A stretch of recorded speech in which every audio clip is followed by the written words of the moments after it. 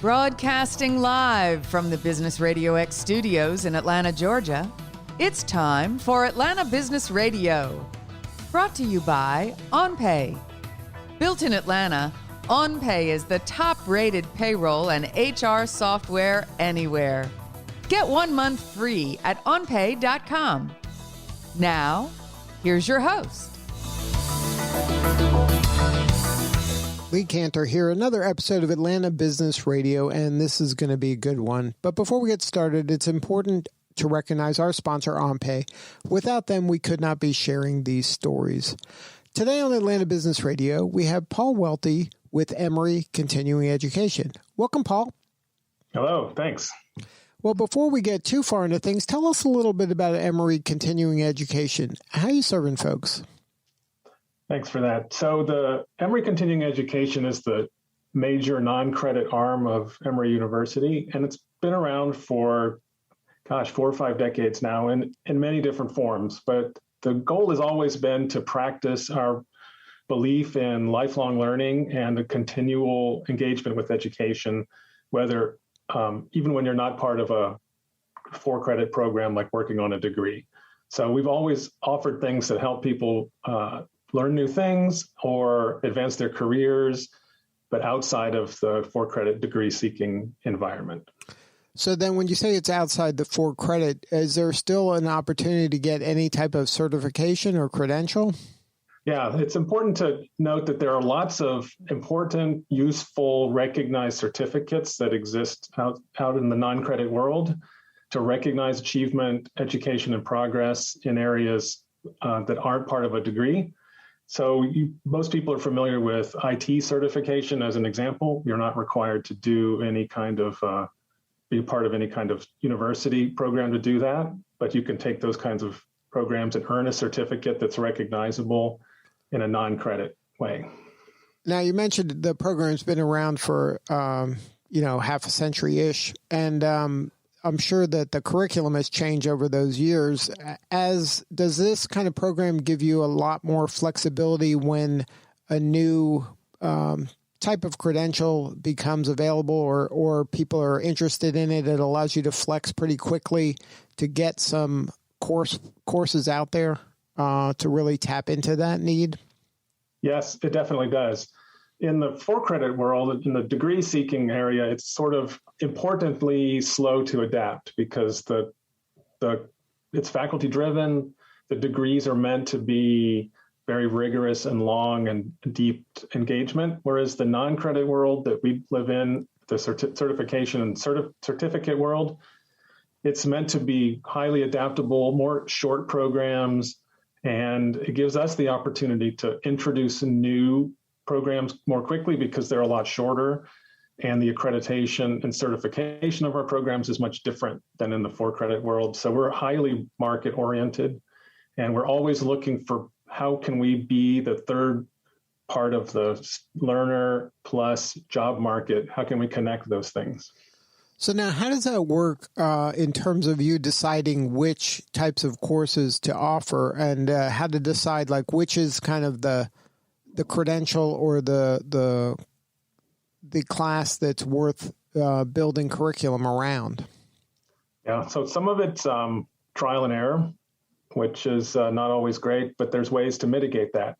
So we do market scans frequently using all kinds of research, looking for underserved job opportunities in the market. So if we see that there's a lot of job openings in a certain area that require certain kind of certification or skill, that's an obvious place for us to look into making sure that there's an educational opportunity.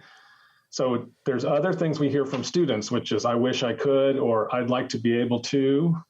In completing those sentences, we learn from the learners what they might be trying to do.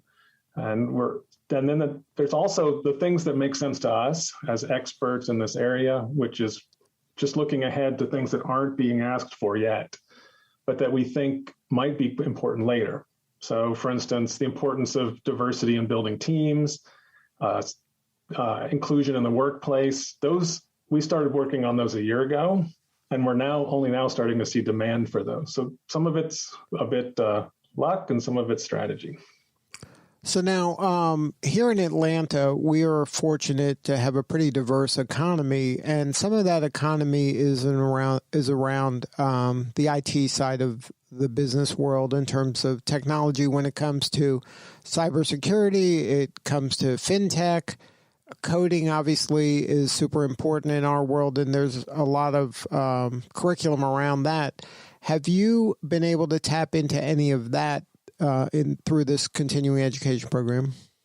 Yeah, there's a lot of demand, and Atlanta is finally getting the recognition we deserve for the kind of technology work that goes on here. And there's lots of new job opportunities, especially in the last couple of years. So at the same time, like I mentioned earlier, there's usually a shortage in education around those. And so we're seeking to fill that gap. And we've partnered with a firm called Fullstack that provides content and instruction in those areas. And one thing to mention is it's common for a firm or for an organization like Continuing Education to partner with a firm like Fullstack, because what we're trying to find is the best curriculum and content for the students to meet their need.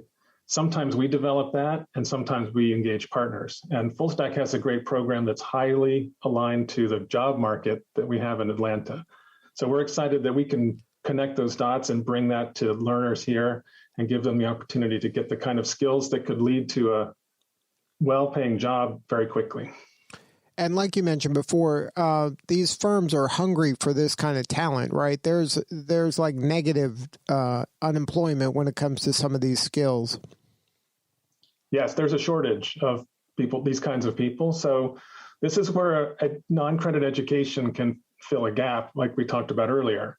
We can be very quick to market with a highly targeted certain skill that fits a certain kind of need, and we can get students trained up and out there. One thing that's important for this kind of work that we're doing now is that we can start with beginners. So you don't have to have coding experience, and then over, say, the 26-week program, we can help you get to the point where you're ready for an entry-level job in one of these industries. So it doesn't take that long to go from I'm interested in coding to I have a job in coding. And those jobs pay pretty well, right? Oh, yeah, they pay very well. In the high 5 figures, just as a starting point. So it's very important for a lot of people who are looking for a way to get into a new career or make a switch for themselves to have an option like this, where they can quickly learn some skills and get ready for a different track for their lives. And that's kind of the big role that we play at Continuing Education. Now, what are some of these kind of specialty courses that Fullstack is helping you with? So the two that we have right now are cybersecurity and web development or coding. So cybersecurity, obviously in the news all the time, not always for great reasons, but there's always a need for it. The need is increasing. The need for professionals in this area is constantly increasing. So this is the way to start a career like that. Again, it's an entry-level starting point certificate. And then in web development, same thing.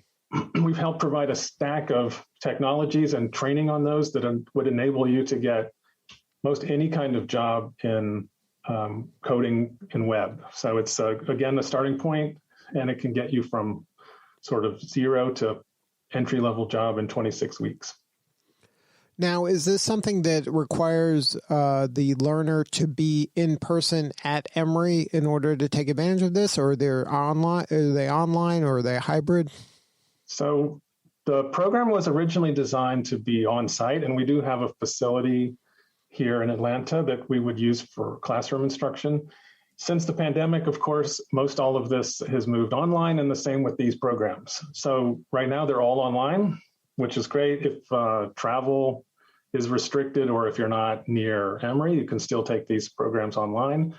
Or if you're moving around, you can catch up online. One thing that's important to mention, there is assignments that you can work on and complete on your own time, but there's also live face-to-face instruction just online. So it's a hybrid in that sense, but it's not all self-paced. So we believe firmly in the combination of excellent content,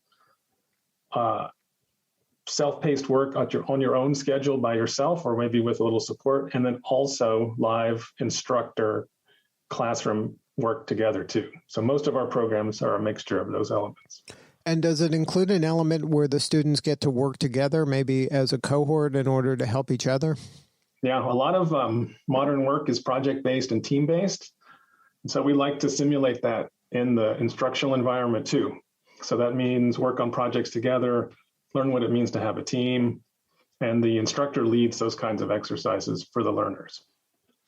So now when it's online, has that opened up people from outside of the area taking advantage of this, or is this primarily an Atlanta/Georgia-based kind of initiative?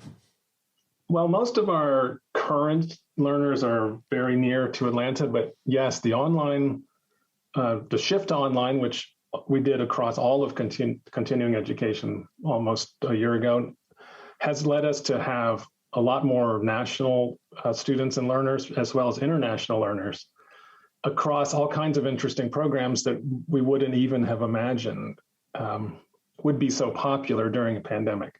So it's one of the biggest things that we have seen is the need for hard skills like coding, but also some of the soft skill classes.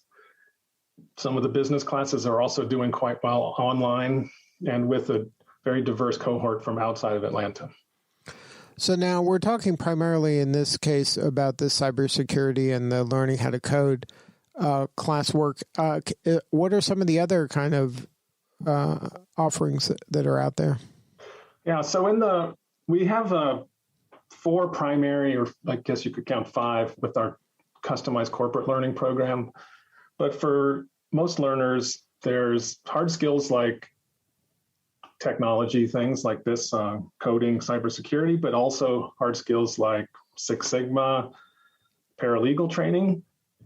We also do a lot of soft skill training around diversity, management, leadership, things like that. That's quite popular for folks who are looking to develop that area.